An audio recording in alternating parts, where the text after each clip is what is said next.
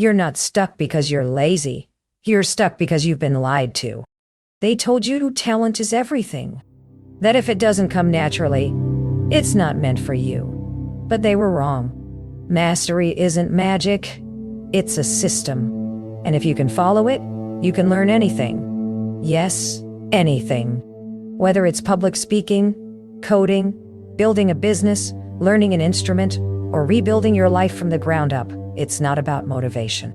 It's about repetition. It's about grit. And it's about getting comfortable being terrible before you get better. So if you're sick of starting over, if you're tired of doubting yourself, if you're ready to finally unlock the next level of who you are, you need to hear this.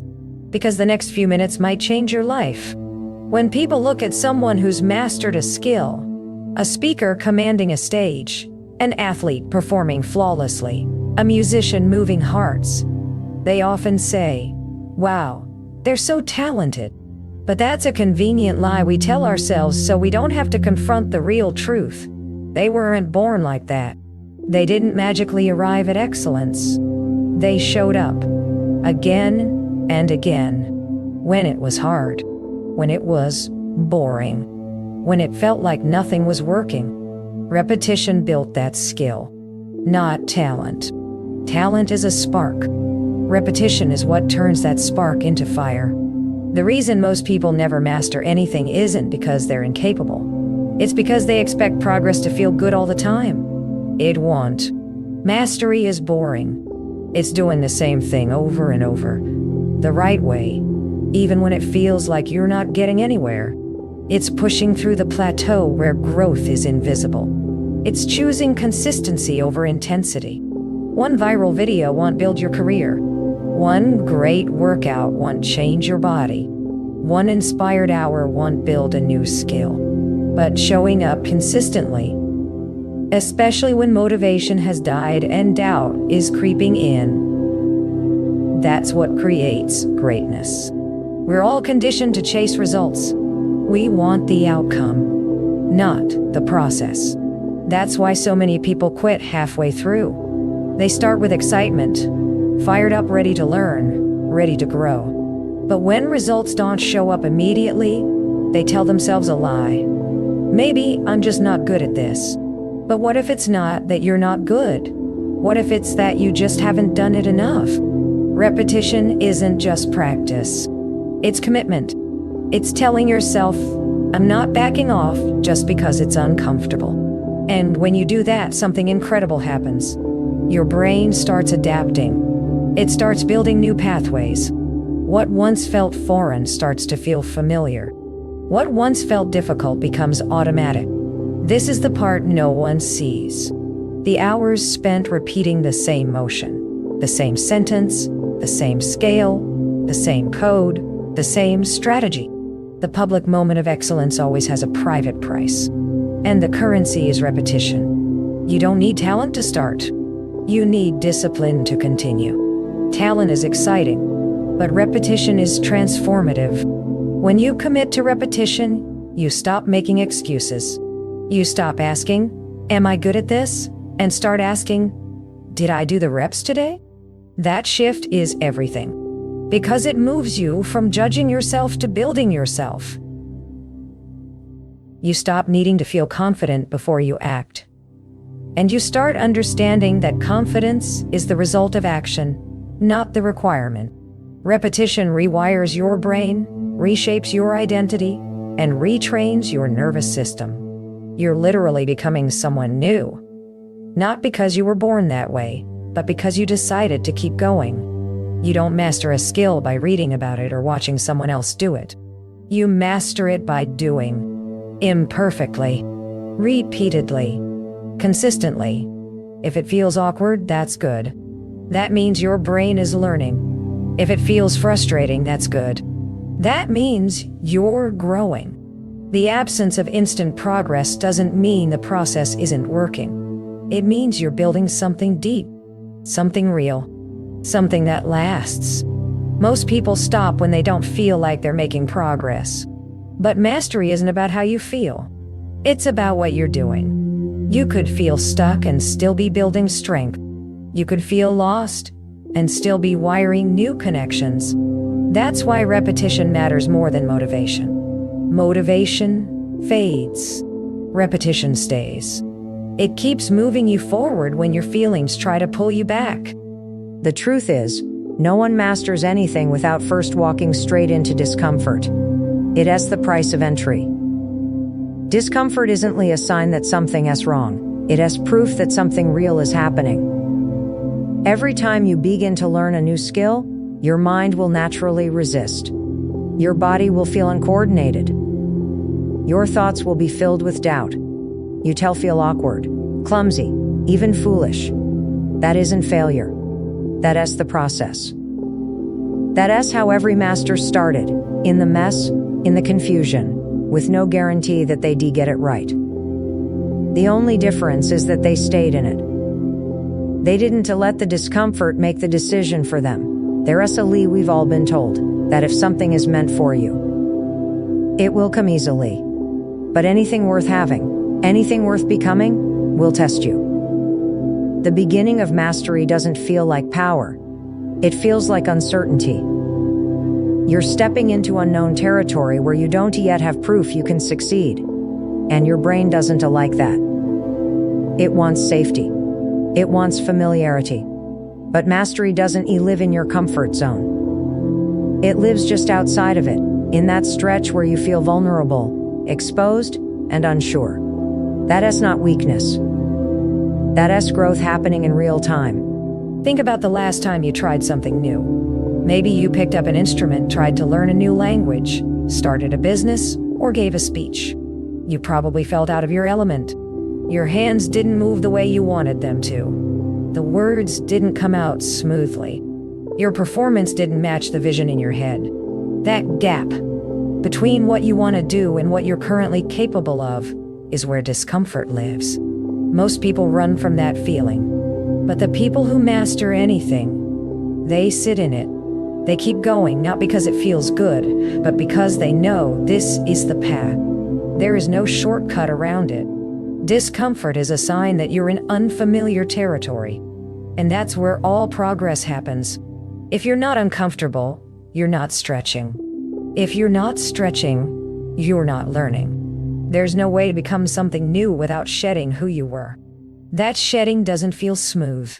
It feels raw. But that rawness, the emotional friction you feel when you're struggling, is actually the sound of your brain rewiring. Your nervous system is learning to tolerate more. Your attention is sharpening. Your resilience is expanding. None of that happens in comfort. Every expert you've ever admired once stood where you are now. Uncomfortable, unsure, but still moving. The first time they practiced, it probably looked nothing like what you see now. But they kept going. Not because they were certain of success, but because they were willing to look a little foolish in order to become something greater. There's a sacred courage in that, the willingness to be bad before you get good, to show up while shaking, to try again when you want to quit. That's what separates those who improve from those who stay stuck. It's easy to scroll past someone else's highlight reel and think, they make it look so easy. What you're not seeing are the hours, the hundreds of reps done when no one was watching, the nights they wanted to quit, the moments they felt like imposters, the times they messed up and had to choose between hiding or trying again. You're only seeing the polish. What built the polish was discomfort. Over and over again. The real power comes when you stop seeing discomfort as a warning and start seeing it as a welcome mat. It's not there to scare you off. It's there to show you that you're on the right path. You're learning. You're changing. You're in motion. That fire in your chest, the pit in your stomach, the voice that whispers, "This is hard." That's the experience of expansion. It's your old self resisting what your future self is trying to grow into. You don't overcome discomfort by avoiding it. You overcome it by stepping into it again and again until it becomes familiar. And when it becomes familiar, you'll find that what once terrified you is now a part of you. People wait far too long for confidence to show up before they start something. They think if they just feel more ready, more sure of themselves, more like the kind of person who would succeed, then they'll finally take the leap. But that's backward. You don't act confident because you already are. You become confident because you act. You don't become a master of any skill by waiting until you feel like one. Identity doesn't lead the way. Action does. The real shift happens the moment you stop trying to feel like the person you want to become and start doing what that person would do anyway. Every time you take an action, even a small one, you cast a vote for the kind of person you're becoming. You pick up the guitar once. You write one paragraph. You show up for your first workout. You say no to something that drains your energy. You spend 15 minutes studying instead of scrolling. These aren't small moments. They're micro-proofs. And over time, they start to change how you see yourself. Not because you gave yourself a pep talk, but because you built evidence. You stopped trying to believe something you hadn't lived out yet, and instead started creating a new truth, one decision at a time. Most people are stuck not because they're incapable, but because they're waiting for a feeling. They want to feel motivated. They want to feel like they have enough time. They want to feel confident. But mastery doesn't come from waiting for ideal emotions. It comes from moving anyway. Taking action even when you're unsure. Choosing consistency even when you feel doubt. That's how identity starts to shift. It's not some big announcement. It's quiet, subtle, built in the repetition of doing hard things without needing to feel good first. If you keep saying, "I'm not a disciplined person," and then you show up and keep your commitment, you're proving that old narrative wrong. If you've always believed you're someone who gives up, but today you chose to keep going, you're reshaping your story. Your brain notices that. It starts collecting new data. It begins to understand that your identity is changing, not through thought, but through proof. This is how transformation actually works. Not in a lightning bolt of inspiration, but in the accumulation of aligned action. The people you admire didn't wait to feel like experts before they started. They acted like learners. They were willing to look like beginners. They were willing to show up with shaky hands and a loud inner critic. But they kept showing up. And with every rep, they built a stronger identity. That's what identity is. It's not who you think you are. It's what you repeatedly do. When your actions change, your identity eventually catches up. And that's when things start to feel natural. Not because you were born with a certain quality, but because you proved to yourself that it's who you are now. It's easy to stay in your head, to consume more content, more advice, more insight, always learning, always planning, but never moving. But until you take action, nothing changes. You can read about how to speak confidently, but until you speak in front of people, your brain has no reference point to believe you can do it. You can study productivity techniques, but until you apply one and follow through, you won't feel productive. Information doesn't change identity. Implementation does. So every time you take a step, no matter how small, you're not just moving toward a skill. You're moving toward a version of yourself that you didn't think existed. You're proving that you can become someone different, that you don't have to stay stuck in the old story, that your past patterns don't get to dictate your future. This is the truth people don't tell you. Confidence is the byproduct, not the prerequisite. The more you act like the person you want to be, the more you become them. It's not magic. It's math. It's cumulative. You show up. You do the work. You become the work. We've been conditioned to think mastery is about talent, about getting it right on the first try, or at least looking good while doing it. But mastery isn't about perfection. It's about repetition. It's about putting in the reps over and over, especially when it's boring, awkward, or messy. The people who master anything aren't the ones who got it fastest. They're the ones who were willing to repeat the fundamentals long after everyone else got bored. They understood that doing the same thing imperfectly again and again is the price of getting really good at anything. Repetition rewires your brain. Every time you practice, You're strengthening a neural pathway. And in the beginning, those pathways are fragile. They snap easily. You forget the move. You fumble the phrase. You freeze on the spot. That's not a sign to quit. That's a sign that you're building something new. And just like lifting weights, it takes time. The muscle doesn't grow after one rep. It grows after stress and recovery, The consistency of showing up and pushing just a little past your limit. That's how new ability gets burned into your system. But here's what most people get wrong. They think if it's not perfect, it doesn't count.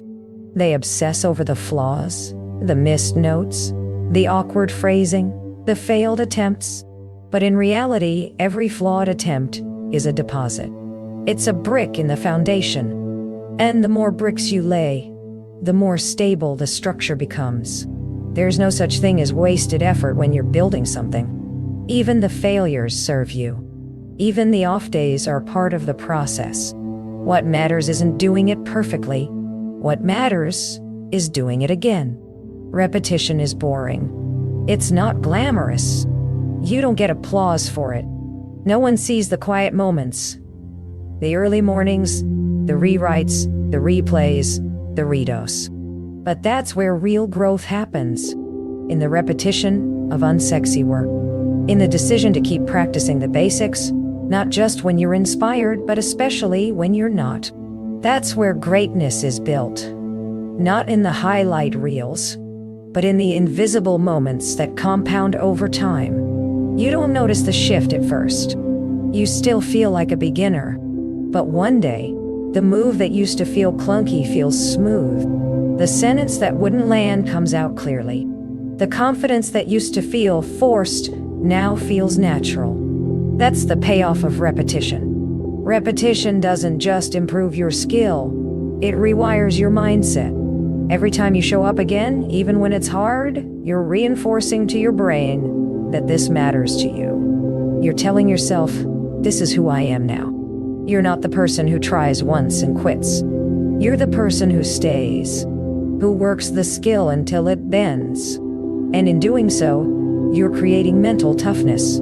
You're teaching yourself that it's okay to not be great yet, that it's okay to be seen learning. That consistency matters more than natural ability.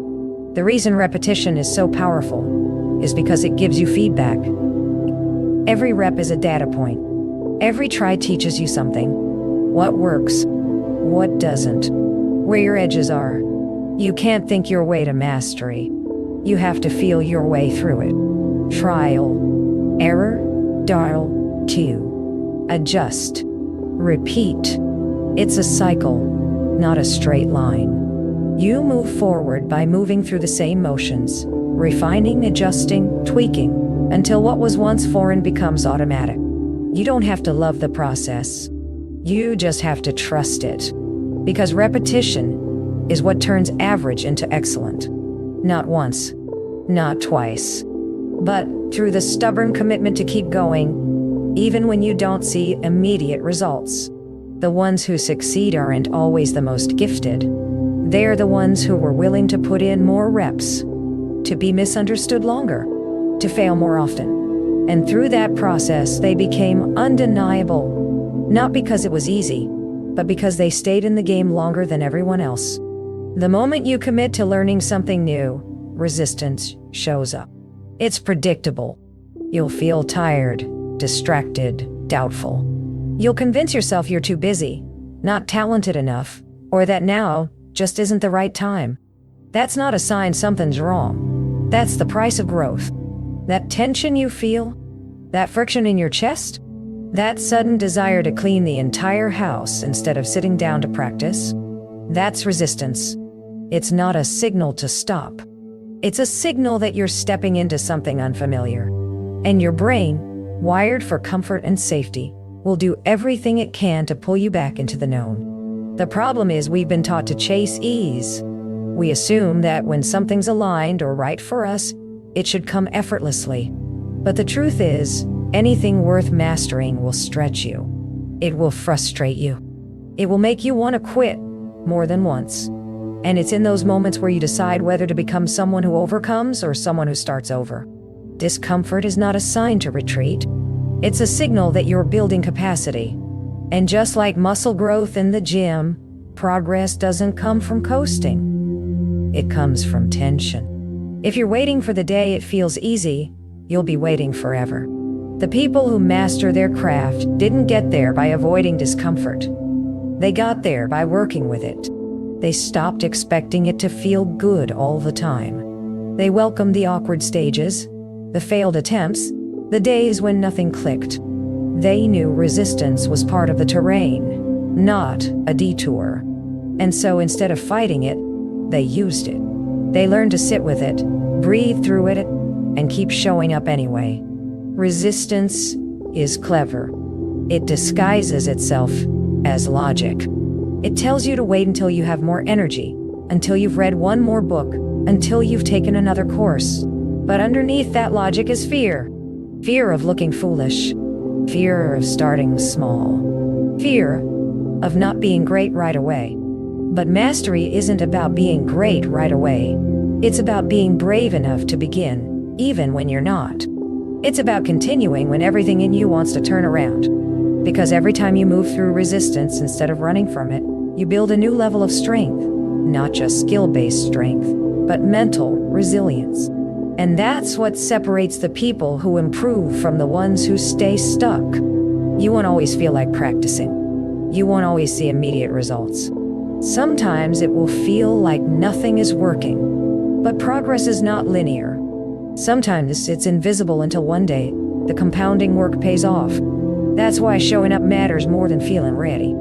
You can't wait for motivation. Motivation is unreliable. But what is reliable is your decision to move forward anyway. To show up when it's inconvenient. To do the thing even when no one's watching. To keep going even when your inner critic is loud. Most people give up in the valley. They quit when it gets boring or hard or uncertain. But if you can stay, if you can hold the discomfort without letting it define you, you start to become someone else. You start to see that you can do hard things. That your identity isn't fixed. That you can evolve. And once you prove that to yourself, everything changes. Resistance doesn't go away, but it loses its power over you. Because now you expect it. You know it's just part of the terrain. You stop interpreting it as a red light and instead see it as a rite of passage.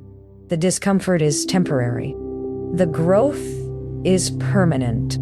And every time you walk through that resistance, you're training your brain to trust you.